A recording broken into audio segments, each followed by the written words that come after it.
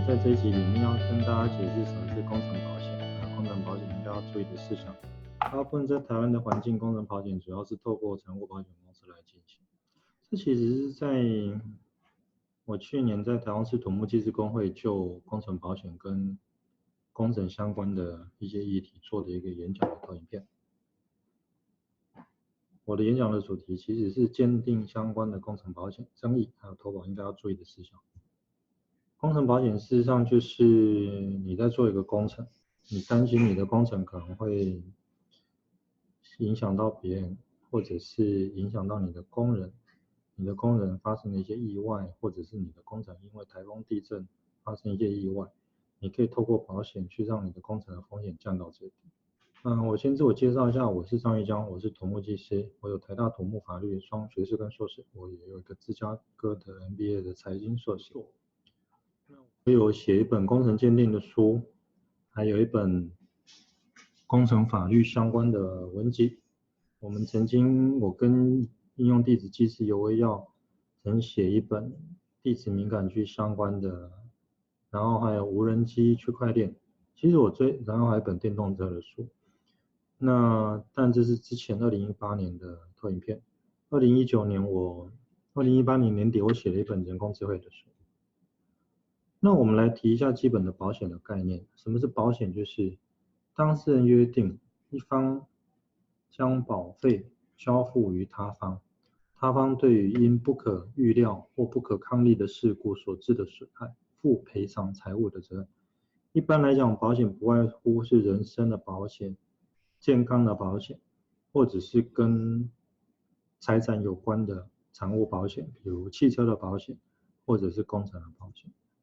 那其实，在保险的架构里面，最关键就是你要有一个要保人，然后有个被保险跟受益，这些其实你要搞清楚，才能够知道他们之间的权利义务关系是什么。要保人是什么？要保人就是他要有保险利益的人。什么是保险利益？就是他会因为这个风险发生而影响到自己的利益，那叫保险利益。比如说，你如果去帮一个流浪汉买一个意外险，流浪汉跟你没有什么关系，那你就没有保险利益。那我们讲受益人指的是有保险请求权的人，也就是保险公司要赔钱要赔给谁，那个人是受益人。在工程保险里面，你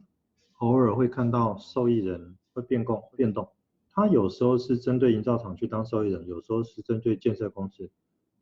营造厂跟建设公司不一定是同一个人。那公证人是像保险人或被保险人收取费用，然后就是去确定你到底要赔多少，那个人就是公证人。公证人常常并不是很公正，你们可以来告我，那是他们合约架构的问题，并不是公证人自己的问题。工程保险其实是产物保险的一种类型，一般来讲，工程保险是用营造综合保险来。那保险有一般条款跟特别条款，一般条款的计费，特别条款的计费。比如说我们比较常见的一些损林的事件，一般条款里面不会针对你的施工的时候导致隔壁有龟裂啦、倾倒去赔，需要另外再买特定条款里面的第三人的建筑物龟裂倒塌责任附加条款，才会理赔你的施工导致邻房的龟裂倾倒。那财务保险事实上很常见的是，假设你有买房子的时候你有贷款，或者是你的房子有去做贷款，那你的保险里面一般来讲就会含有一个火险跟地震险。它的目的就是说，他银行借钱给你，那他期待如果风险实现的时候，保险可以弥补他抵押的标的物毁损灭失会产生的风险。那工程的鉴定跟保险会存在的关联，主要是公证人有时候在做出相关的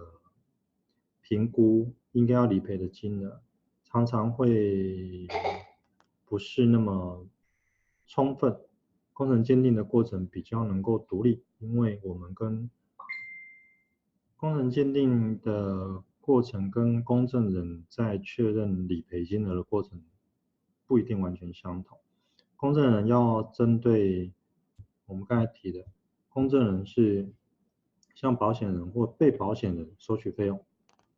保险人或被保险人，大部分都是保险人，比如说保险人就是保险公司嘛，那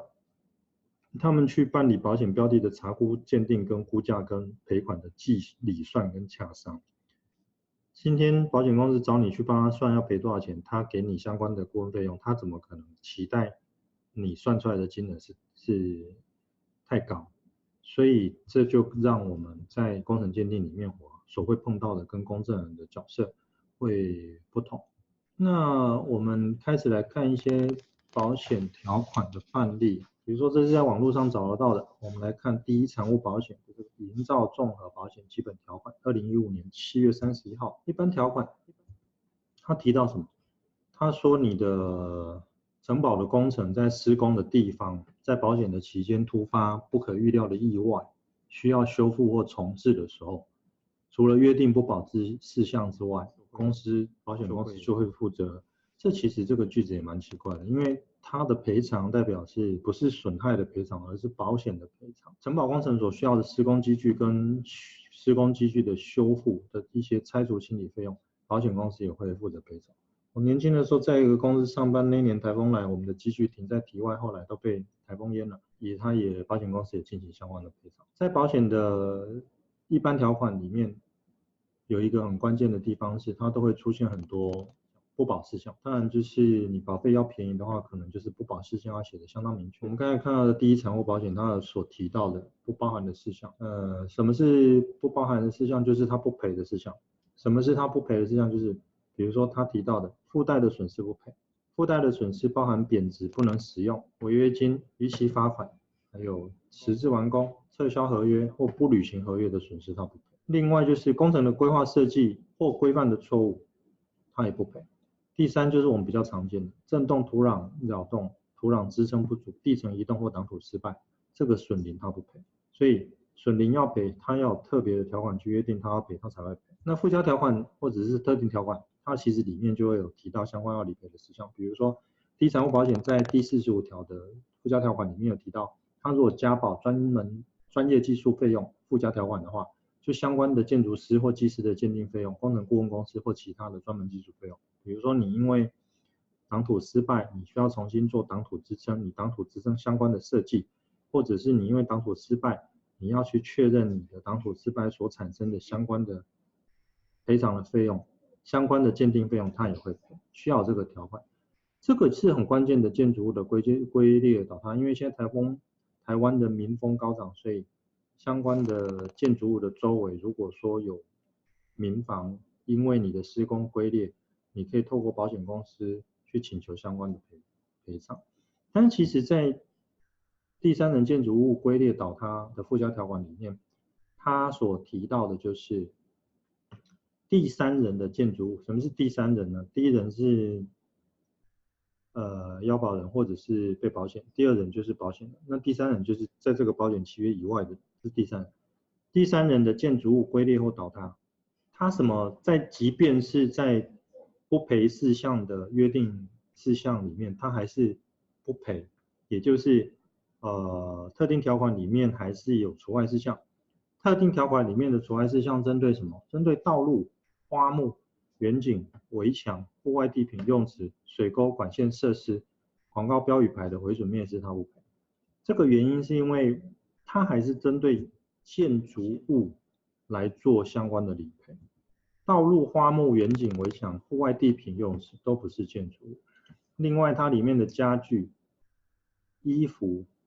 生材器具，它也不赔，这些动产的毁损灭失不赔。我曾经有个客户，他停在里面停了几台车子他也没有赔。土壤或地质改良的处理费用，他也不赔。